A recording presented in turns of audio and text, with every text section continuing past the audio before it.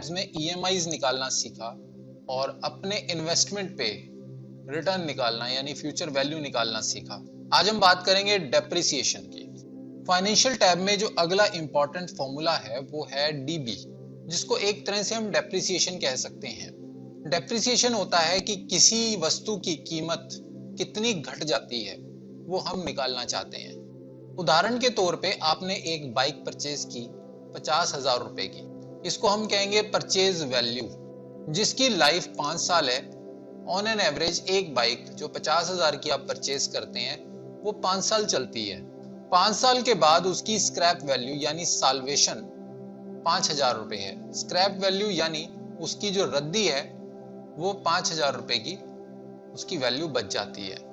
तो अब हमने डेप्रिसिएशन निकालना है कि हर साल कितनी कीमत घट रही है। डेप्रिसिएशन हम हर साल की अलग अलग निकालते हैं। अब जैसे मैं ये देखना चाहता हूं कि पहले साल के बाद डेप्रिसिएशन कितनी हुई, यानी एक साल के बाद बाइक के दाम कितने गिर गए, उसके लिए मैं डेप्रिसिएशन का फॉर्मूला लगाऊंगा जो कि है डीबी। उसके बाद मुझे ओपनिंग ब्रैकेट स्टार्ट करके इन आर्ग्यूमेंट्स में वैल्यूज डालनी है। Cost, salvage, life, period. Value डालने का एक तरीका और हो सकता है, हमने पहले भी डिस्कस किया था, कंट्रोल ए प्रेस कर देंगे ताकि फंक्शन आर्ग्यूमेंट्स का ये टैब खुल जाए। यहाँ पर आप कॉस्ट सिलेक्ट कर लेंगे। कॉस्ट आपकी है परचेज वैल्यू। साल्वेज कितनी है 5,000, उसकी लाइफ कितनी है 5। उसके बाद पीरियड यानी कौन से नंबर ऑफ ईयर की आप डेप्रिसिएशन निकालना चाह रहे हैं। अभी मैं पहले साल की डेप्रिसिएशन निकाल रहा हूं। अगला जो आर्गुमेंट है ये नॉन मैंडेटरी है, ये कंपलसरी नहीं है। अब देखें इसमें ये बोल्ड नहीं किया हुआ है, लेकिन इसमें वैल्यू क्या डलेगी। बाय डिफॉल्ट इसकी वैल्यू 12 है, या तो आप 12 लिख दें या डाल दें, दोनों में कोई फर्क नहीं पड़ेगा। अगर नहीं डालेंगे तब भी देखिए 18,450 ही आंसर आ रहा है, और अगर डाल देंगे तो भी 18,450 नजर आ रहा है। लेकिन यहाँ वैल्यू वो डलती है जो पहले साल में जितने महीने होते हैं। फॉर एग्जाम्पल आपने 2016 में बाइक परचेज की और 2016 के जून में करी। अगर आप दिसंबर के बाद कितनी डेप्रिसिएशन है वो देखना चाह रहे हैं, यानी 6 महीने बचे हैं, तो आप यहाँ पर मंथ डाल देंगे 6, यानी 6 महीने की ही मुझे डेप्रिसिएशन निकालनी है। तो ये मंथ सिर्फ पहले साल का मंथ है कि पहले साल में कितने महीने हैं। अगर मैं यहाँ 6 डाल दूंगा और जून में मैंने बाइक परचेज की है तो दिसंबर एंड की डेप्रिसिएशन निकलेगी। अगर मैं यहाँ नहीं डालता या 12 डाल देता हूं और मैंने जून में बाइक परचेज की है, तो यानी एक साल के बाद 2017 के जून की मैं यहाँ पर बात कर रहा हूँ। ठीक है, तो बाय डिफॉल्ट अभी मैं इसको 12 ही रहने देता हूँ। तो अब 18,450 रुपए डेप्रिसिएशन आ गई है। अगले साल की डेप्रिसिएशन निकालने के लिए फिर से हम डीबी लगाएंगे। Cost, salvage, life. पीरियड में चेंज करता जाऊंगा, यहाँ पर मुझे 2 डालना है। अब दूसरे साल में भी ये मंथ वाला आर्गुमेंट हाईलाइट हो रहा है, लेकिन ये स्क्वायर ब्रैकेट में है इसलिए नॉन मैंडेटरी है। अब दूसरे साल में आपको मंथ क्या डालने हैं, बाय डिफॉल्ट 12 ही रहेगा, आप डालें या ना डालें।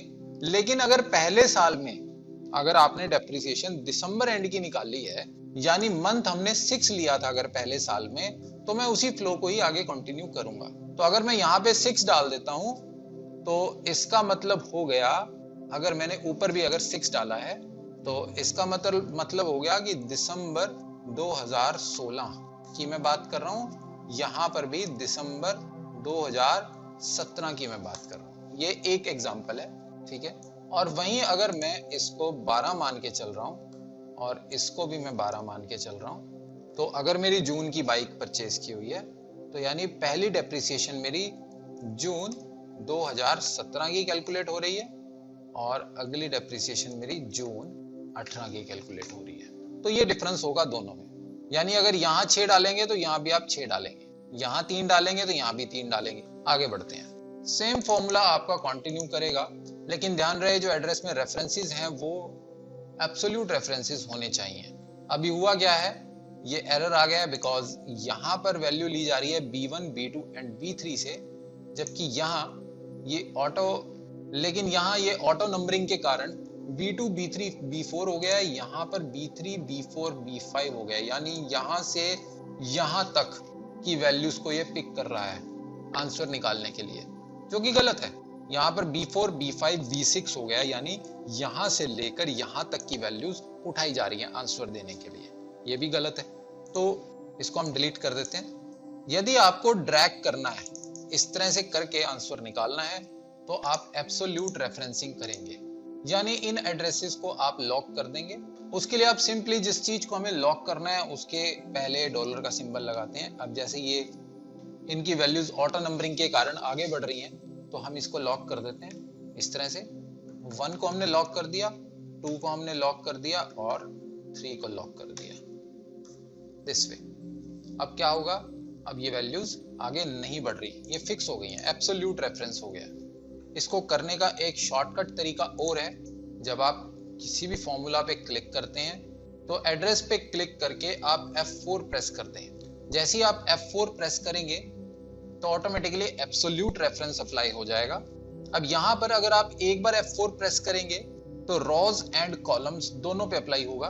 दोबारा प्रेस करूंगा तो खाली रोज पर, दोबारा प्रेस करूंगा तो खाली कॉलम पर, और फिर दोबारा प्रेस करूंगा तो वो हट जाएगा। यानी इसके टोटल 4 मोड हैं। सबसे पहले rows and column both, then only rows, then only columns and then blank. अब मुझे यहाँ पर मैं कंप्लीट भी लगा दूं तो मुझे कोई हर्ज नहीं है, तो फिलहाल के लिए मैं इसे कंप्लीट लगा देता हूँ। यहाँ पर B1 को भी F4 प्रेस करके मैं एब्सोल्यूट कर रहा हूँ, इसको भी और इसको भी मैंने तीनों को एब्सोल्यूट वैल्यूज दे दी हैं। तो अब मेरे पास ये जून 19, जून 20, जून 2021 में इतनी वैल्यू टूटेगी।